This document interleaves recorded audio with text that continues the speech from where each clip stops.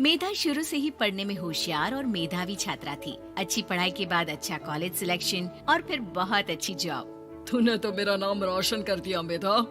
अरे लेकिन ये जो काम करने का तरीका है ना, इसे बदल ले। 18 घंटे काम करेगी तो कल को बच्चा कैसे संभालेगी? तुम्हारी तरह पागल नहीं हूँ माँ, जो बच्चे और परिवार में फंस जाऊँ।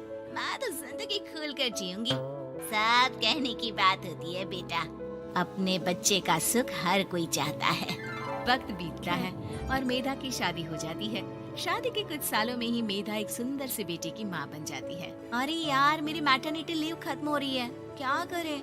माँ भी नहीं आ सकती, कैसे मैनेज करूँ? ऐसा करते हैं, इसके लिए एक केयर टेकर रख लेते हैं, वो देखा करेगी इसे। मेधा को पति की बात जच जाती है और वो केयर टेकर की तलाश शुरू कर देती है। एक दिन उन लोगों के घर एक महिला आती है जो दिखने में पढ़ी लिखी लगती है। जी, क्या काम है आपको? मैम, मेरा नाम स्नेहा है। आपका एड देखा केयर टेकर का, क्या मैं आपके यहाँ काम कर सकती हूँ? हाँ, क्यों नहीं, लेकिन आप तो अच्छे घर की लगती हैं, फिर नौकरी क्यों?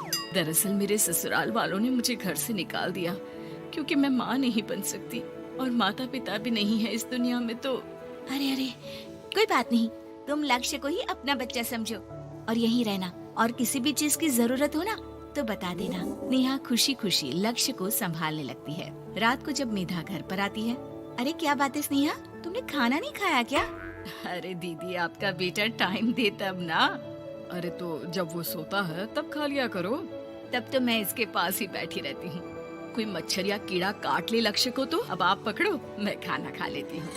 स्नेहा वहाँ से चली जाती है। बहुत ही अच्छे से ख्याल रख रही है ये लक्ष्य का।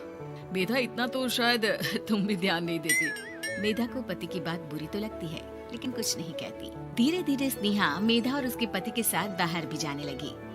सुनो, स्नेहा को भी बाजार ले चलते हैं, वो क्या है ना, लक्ष्य को देख लेगी जब तक मैं शॉपिंग कर लूंगी। हाँ चलो, वैसे मैं चाह रहा था कि लक्ष्य को लेकर हम दोनों ही चलते। क्या यार, तुम तो फ्री में इमोशनल हो जाते हो, कितना देख लेंगे हम दोनों मिलकर, ले चलो उसे। कार से निकलकर मेधा और लक्ष्य रोड क्रॉस कर रहे थे कि सामने से कार आ जाती है। मेधा का ध्यान नहीं होता, लेकिन स्नेहा तुरंत लक्ष्य को मेधा से छीन लेती है। मेधा गिर जाती है और कार मेधा को छूकर निकलती है, जिससे मेधा को खून आ जाता है। पति मेधा को हाथ देकर उठाता है। स्नेहा लक्ष्य को लेकर गले लगाई रहती है। थैंक्स स्नेहा, मैंने तो ध्यान ही नहीं दिया था कि कार आ रही है। स्नेहा का गुस्सा मालकिन पर टूट पड़ता है। अरे कैसी माँ है आप, अगर आज कुछ लक्ष्य को हो जाता तो मैं आपको कभी माफ नहीं करती। छोटा सा बच्चा है, उसे चोट लगती है तो पता है कितनी तकलीफ होती है। पति भी स्नेहा को देखने लगता है कि उसे क्या हो गया। मेधा को स्नेहा पर काफी गुस्सा आ जाता है। घर आकर कहती है, देखो स्नेहा, माना तुम लक्ष्य को बहुत प्यार करती हो, लेकिन वो मेरा बेटा है, मैं कभी जानबूझकर उसके साथ बुरा नहीं कर सकती, समझी? मुझे माफ कर दीजिए, मैं लक्ष्य को लेकर कुछ ज्यादा ही सेंसिटिव हो चुकी हूँ। मैं ध्यान रखूंगी कि आगे से ऐसा ना हो। मेधा का मन स्नेहा से अब हटने लगा था। एक शाम मेधा ऑफिस से घर आती है कि लक्ष्य उसे दिखाई नहीं देता और ना ही स्नेहा। वो स्नेहा के कमरे में जाती है जहाँ दोनों सो रहे होते हैं। अरे स्नेहा, लक्ष्य को आज इस कमरे में क्यों सुला दिया? दीदी, मुझे नींद आ रही थी, ऐसे में उसे कमरे में अकेले लिटाना मुझे ठीक नहीं लगा। मेधा बच्चा उठाने लगती है कि स्नेहा टोक देती है। रहने दीजिए ना दीदी, सो रहा है, फालतू में नींद खराब हो जाएगी। मेधा को गुस्सा आ जाता है और वो बच्चा उठाकर वहाँ से चली जाती है। अगले दिन मेधा स्नेहा को बुलाती है, साथ में एक और लड़की खड़ी होती है। स्नेहा, अब तुम अपना कुछ और देख लो, हम लोगों को नई केयर टेकर मिल गई है, तुम इस हफ्ते घर छोड़ देना। स्नेहा का मन लक्ष्य को छोड़ने का नहीं करता, लेकिन नौकरी तो नौकरी होती है ना। स्नेहा घर से चली जाती है। धीरे धीरे महीने और साल बीतते जाते हैं और लक्ष्य एक नौजवान लड़का हो जाता है। लक्ष्य, आज मुझे मंदिर जाना है, ले चलोगे? ठीक है माँ, एक काम करके अभी वापस आता हूँ, तब तक आप और पापा दोनों तैयार हो जाइए। दोनों तैयार होकर बैठ जाते हैं, लेकिन लक्ष्य काफी देर तक नहीं आता। अरे मेधा, फोन तो करो लक्ष्य को, देखो क्या हो गया उसे। मेधा फोन करती है तो पता चलता है कि लक्ष्य का एक्सीडेंट हो गया है और वो सिटी अस्पताल में है। जल्दी चलिए, पता नहीं कैसा होगा मेरा बेटा। अरे चिंता ना करो, सब ठीक होगा, मैं अभी कार निकालता हूँ। दोनों मियाँ बीवी अस्पताल पहुँचते हैं, जहाँ वो लोग देखते हैं कि लक्ष्य बिस्तर पर पड़ा होता है।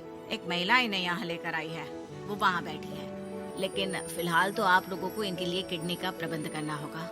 एक्सीडेंट में इसकी किडनी डैमेज हो गई है। मेरी ले लीजिए डॉक्टर साहब, मेरे बेटे को बचा लीजिए। नहीं नहीं, आप माँ हैं, आपकी नहीं ले सकते, पिता की भी नहीं। आप किसी रिलेटिव या दोस्त से पता कर लें, और हाँ, थोड़ा जल्दी करें क्योंकि देर होने से मामला बिगड़ सकता है। मैदा बैठकर रोने लगती है कि वहाँ डॉक्टर आ जाते हैं। जिस औरत ने आपके बेटे को यहाँ भर्ती कराया था वो अपनी किडनी आपके बेटे को देना चाहती है। हाँ? कौन है वो? कहाँ है वो? तभी वहाँ स्नेहा आ जाती है। स्नेहा तुम?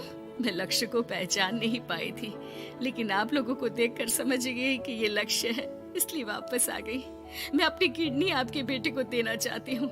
मेरी अपनी तो कोई औलाद नहीं, लेकिन लक्ष्य में मैंने हमेशा अपना बच्चा देखा। तुम धन्य हो स्नेहा, जो इतने साल में भी लक्ष्य को भूल नहीं पाई। सही मामले में तो वो तुम्हारा ही बच्चा होगा, क्योंकि जन्म भले ही मैंने दिया हो, लेकिन आज तुम उसकी जिंदगी बचा रही हो।